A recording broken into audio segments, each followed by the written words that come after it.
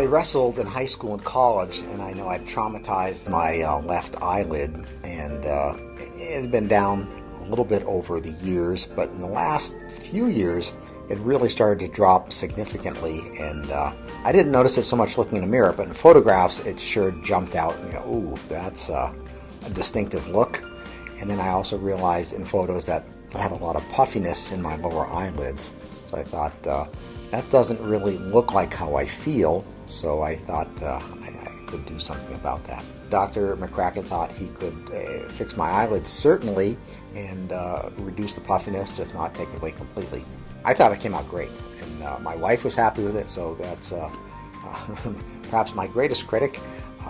So she was happy, I was thrilled, and I think it looks as good as I could hope for. I feel much better about it. It looks more like I imagine myself to be, and I look at photos and say, yeah, that's symmetric, normal.